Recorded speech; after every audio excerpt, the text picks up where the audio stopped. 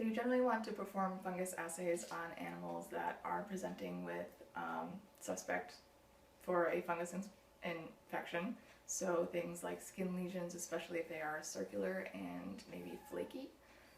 You choose the area you want to use the periphery of the lesions, and preferably you will be choosing hairs that fluoresce under a Woods lamp. However, only about 50% of Mycoplasma fungus will fluoresce, as it only occurs during a certain stage of the fungus life cycle.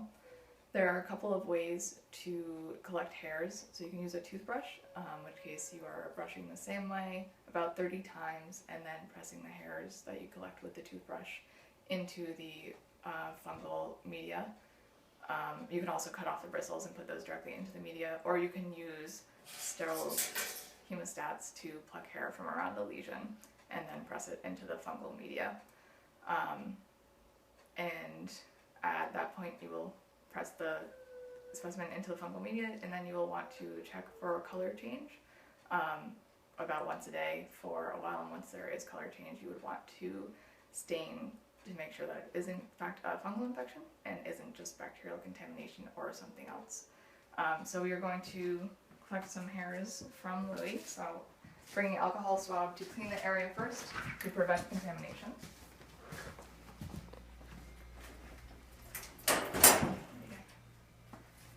He has a little spot on his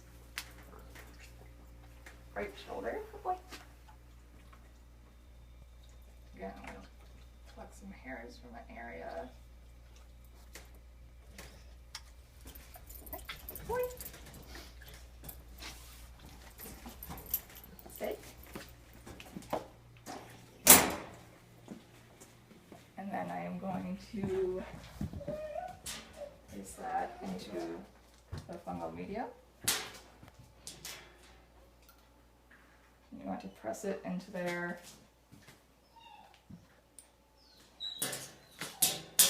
And this will incubate at room temperature while we are observing it with a loose cap so that air can still get to it to some degree. Okay. So now that the fungus assay has been incubating for some days, look at it for any color change, and there is none, and there's no signs of growth. However, we'll still check it microscopically as well. So with the hemostats, I'm just going to take a piece of cellophane tape and press that into the area where there would be growth. Sticky side down, and then sticky side down still, place that on a slide with a drop of lactophenol cotton blue dye. And I will observe this under low power, looking again for fungal spores that would indicate positive growth.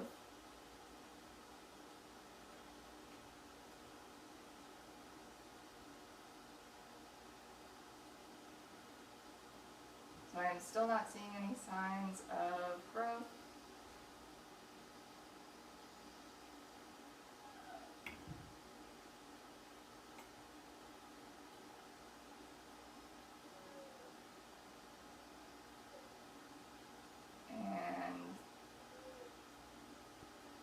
That fungal assay is all negative. So generally we would perform necropsies in the case of an animal that we were wondering how it died and possibly the disease process of how it died. For necropsies you will be wearing surgical masks. Gloves are important. Gowns. In the case of large animals you would also want to use a mesh glove on your non-dominant hand to protect it while cutting. You may also be wearing goggles and shoe covers depending on if a zoonotic disease may be suspect for the reason for death. Hello, so we're going to do a necropsy on this rat. When you start doing a necropsy, the first thing you want to look for is an external exam on the animal. So we're going to start with the nose, see if there's any blood coming out of the nose, any signs of bruising, anything in the mouth, anything in the ears or the eyes. Basically just kind of checking to see if there's any abnormalities on the outside of the body.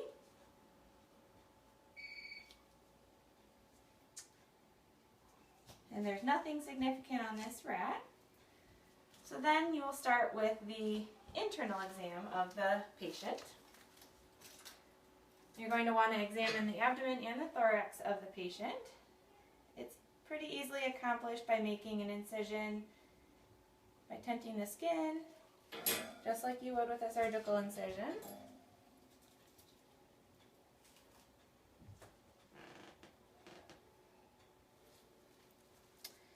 So we'll start with the abdomen. First thing to notice, if there is anything, any sort of fluid or blood in the abdomen, there's nothing significant in this belly when we open it up. Alright, so then you're going to start with a gross evaluation of all of the organs. I prefer to start with the GI tract, so we're going to be very careful in this feeder rat. Searching first for the stomach,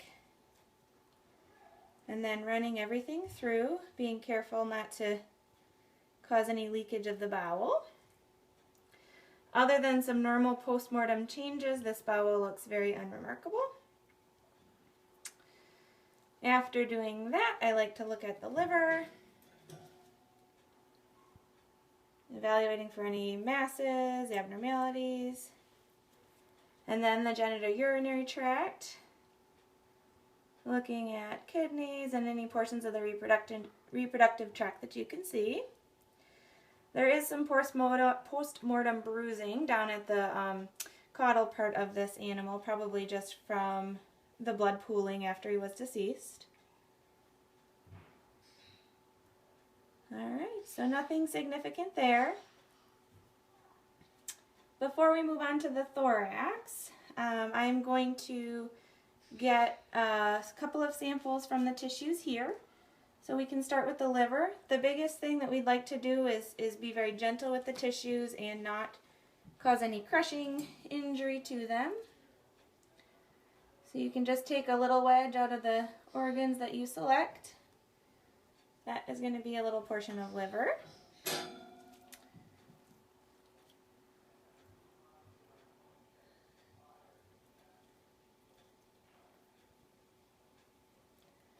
And then from there, we'll move on to the thorax.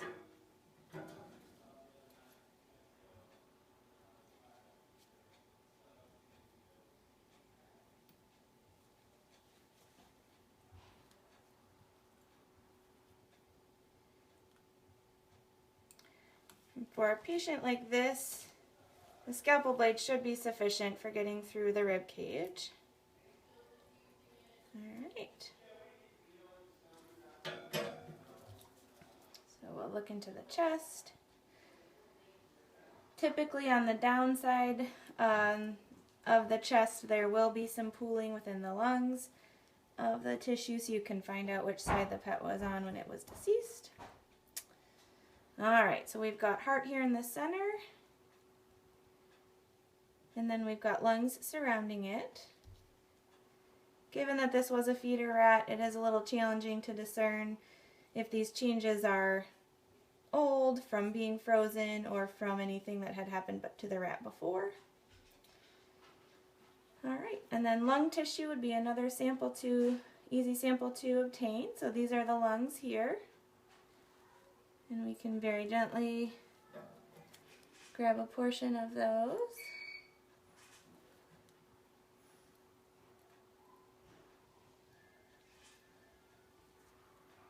Alright, and then the last tissue that could be helpful in discerning any sort of cardiac disease would be getting a sample from the heart. So we can again very gently take a sample from the cardiac tissue. Additional samples you may want to obtain would be samples from the GI tract, possibly the kidneys, spleen, would be samples if you were interested in specific disease processes. Because this is a feeder rat, I'm not going to open up the gastrointestinal tract. So that pretty much concludes a general necropsy. Once you're in the thorax, I should mention you can look at the esophagus going down into the stomach and evaluate for any changes there. And then follow it through from the oral cavity. And afterwards you can close him up and dispose of him. Okay, so now that we have samples of the rat's organs, I will put them in labeled biopsy jars. So the piece of liver in the liver jar.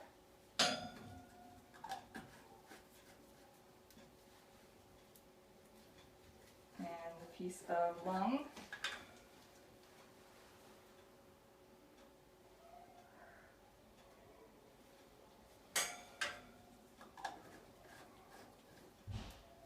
As well as the piece of heart.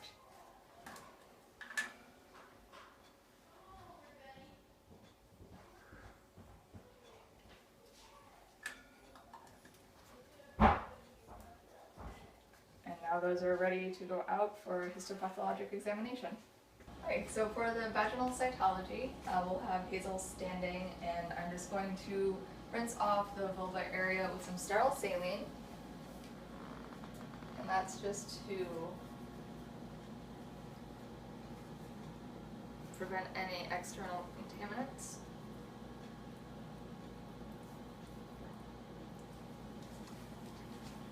And then I will hold her while Dr. Alina's putting her gloves on.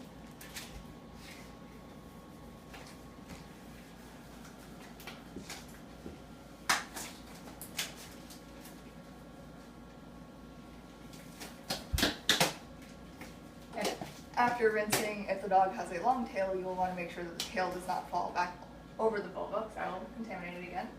So I will aseptically open the swab for Dr. Alina, and then I'm going to moisten the swab with a little bit of, again, sterile saline. And that will help prevent damage to the cells that we are collecting. And Dr. Alina will gently part the lips of the vulva and insert the swab vertically and then horizontally, and rotate the swab gently to collect cells before removing it.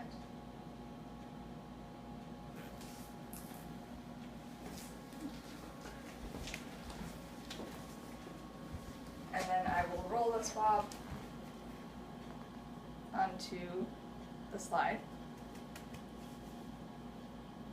Rotate it on there to get those cells on there. And once that is dried, I will stain it. The vaginal cytology has been submitted to the slide. I will stain the slide. So for the first part, I will put it in the fixer for 60 seconds.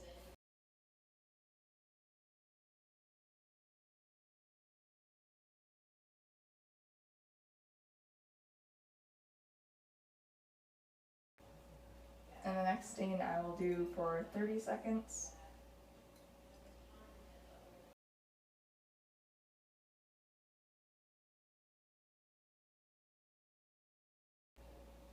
And again for 30 seconds.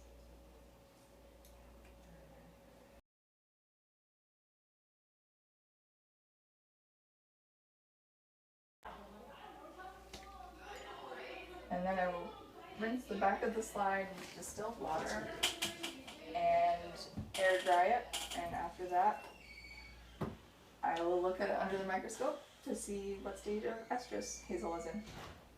Now that the slide is air dried, I will look at it under the microscope. So first I'm going to focus it on the scanning setting and continue to focus closer.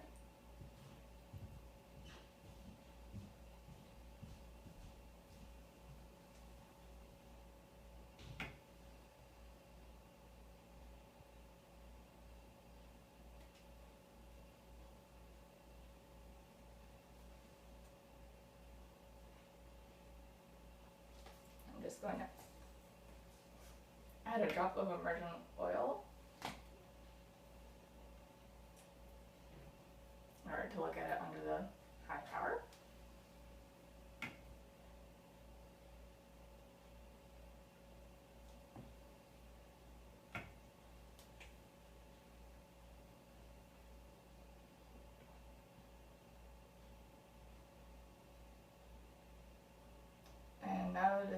focused, I am seeing mostly not cornified squamous epithelial cells, few neutrophils, and no red blood cells.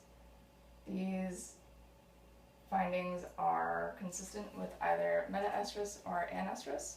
And the dog that the vaginal cytology was done on was recently had a pseudopregnancy, which is consistent with the cytological findings. So there are 4 stages of canine estrus. There's anestrus, proestrus, estrus, and metaestrus or diestrus. So at anestrus, the female dog's body is basically at rest. There's no swelling of the vulva. They do not attract nor accept males. And microscopically, you're going to largely see non-cornified epithelial cells. This lasts for about 4.5 months. Proestrus, which lasts for about 9 days, is when the body the estrogen levels are starting to increase. You are starting to see a swollen vulva. The females will attract males, but they will not accept them. And you're going to see some red discharge from the vulva. And microscopically, you're going to start seeing an increase in red blood cells and basal and parabasal epithelial cells. Estrus is when the epithelial cells are going to become non-cornified, so they're no longer going to have a nucleus. The discharge is going to change from about pink to white, and the body's estrogen levels are dropping while the progesterone levels are rising. At this point, the female both attracts and accepts males and still has a swollen vulva. This also lasts for about 9 days. And metaestrus or diestrus, at this point, you're going to start seeing non-cornified epithelial cells again, and probably an abundance of cytologic debris. This lasts for about 2 to 3 months, and at this point, the swelling goes down, should no longer see discharge, and they no longer attract nor accept males. So we would perform a cross-match when you want to perform a blood transfusion between a donor dog and a recipient dog. So we want to make sure that their blood is compatible, that the recipient dog does not already have the antibodies for the blood type of the donor dog, and that it's not going to cause immediate problems. Now that I have blood for the donors and recipients, I'm going to centrifuge for 1 minute.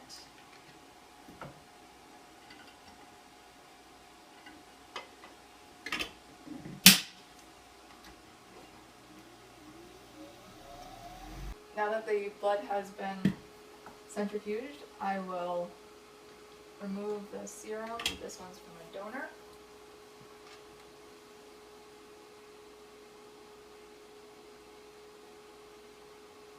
And place that in a labeled tube.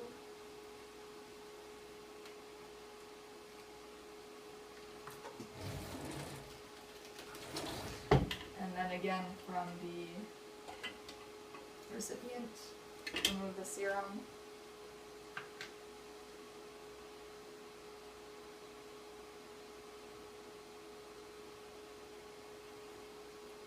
And place that in the recipient serum tube.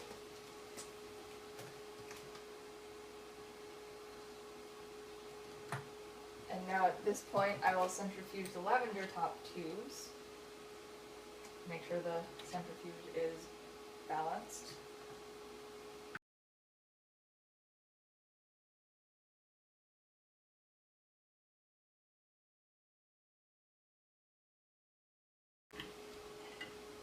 And again, centrifuge that for about a minute before decanting off the plasma. And now that the lavender top tubes have been centrifuged, I will pipette off the plasma.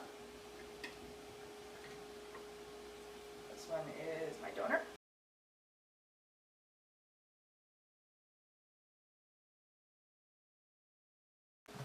And I will place 1 to 2 drops of the blood into the donor tube.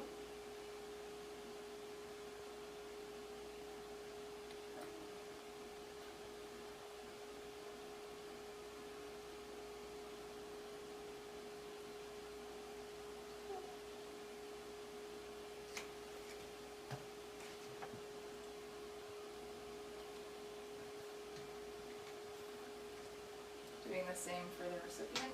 Pipette off the plasma.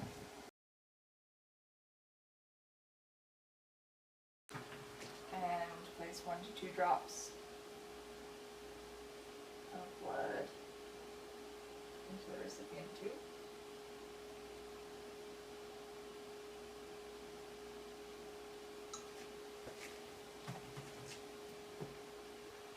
And now I'm going to fill the rest of the tubes the rest of the way with 9% sodium solution, sodium chloride solution.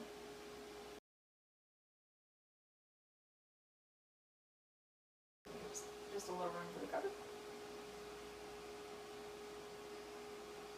Gently mix that. Same thing with the recipient sample. Again, filling with 9% sodium chloride solution.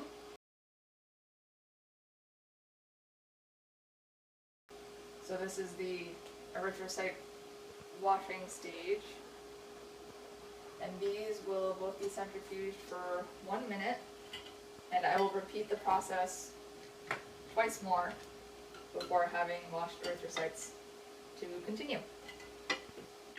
Now that the erythrocytes have been centrifuged with the saline solution, I will decant the supernatant, which is clear at this point, as it should be, carefully.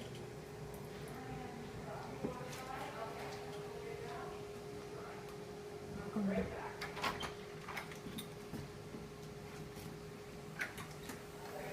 we'll do the same with the recipient.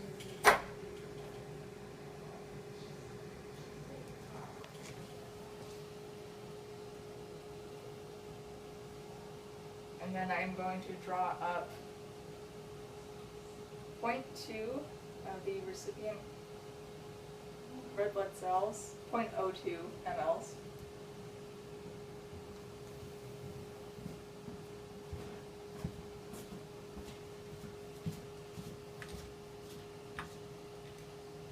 And put that into the recipient tube.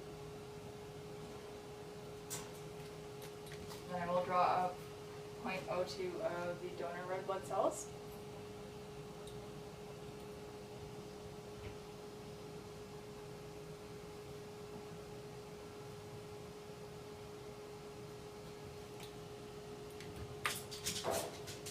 And put that into the donor tube. And to each of those, I will add 0.98 mLs saline to create an erythrocyte solution.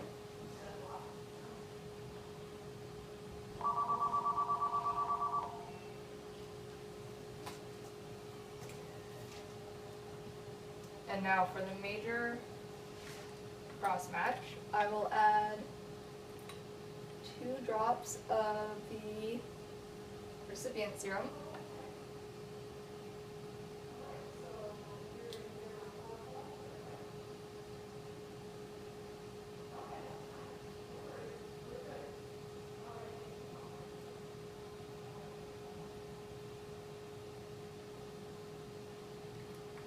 And 2 drops of the donor red blood cell solution.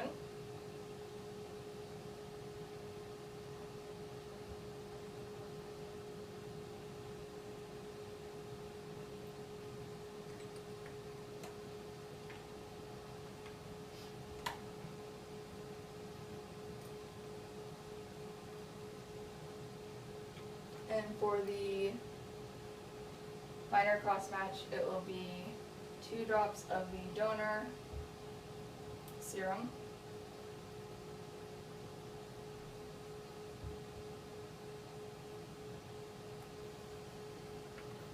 And 2 drops of the recipient red blood cell solution.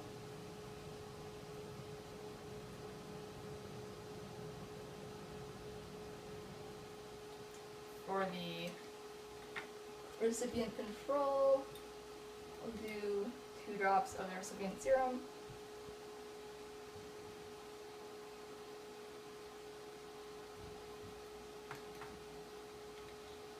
And 2 drops of the recipient red blood cell solution. And the donor control, I'll be using 2 drops of the donor serum and 2 drops of the donor red blood cell solution. And I will let all of those tubes sit for about half an hour before coming back to them to centrifuge them and look at them macroscopically and microscopically for agglutination. Now that the cross matches have been incubating for 30 minutes at room temperature, I will centrifuge all of them for 1 minute. Just making sure the centrifuge is balanced.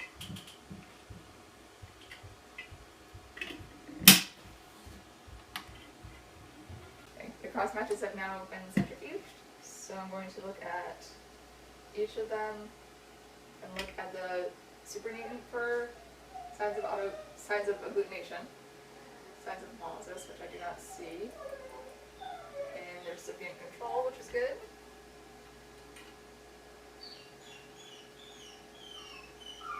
Looks like there might be some minor in the minor cross.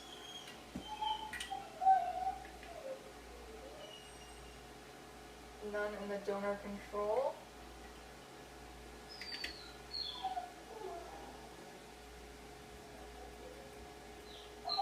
And again, maybe some minor in the major cross. So now I will take a drop from the cross matches and examine microscopically.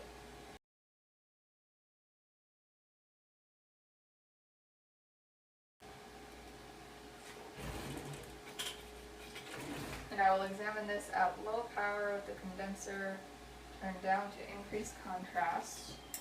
Again, I am looking for signs of hemolysis or agglutination.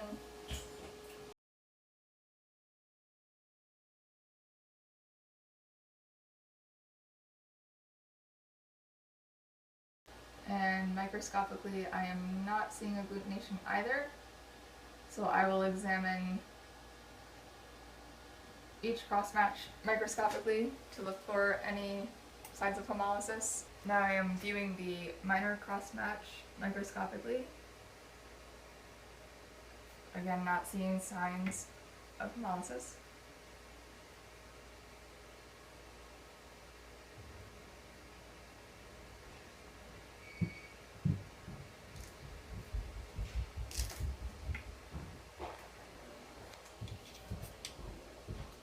And the recipient match.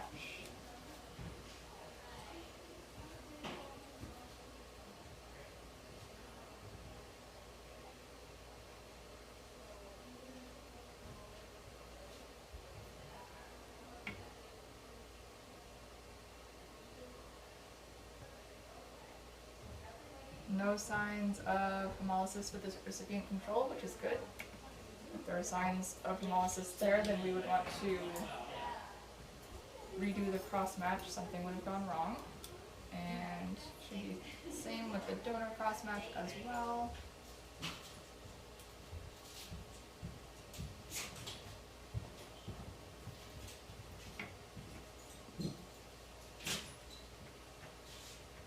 And there are no signs of hemolysis there as well, so these donors and recipients are compatible for a blood transfusion.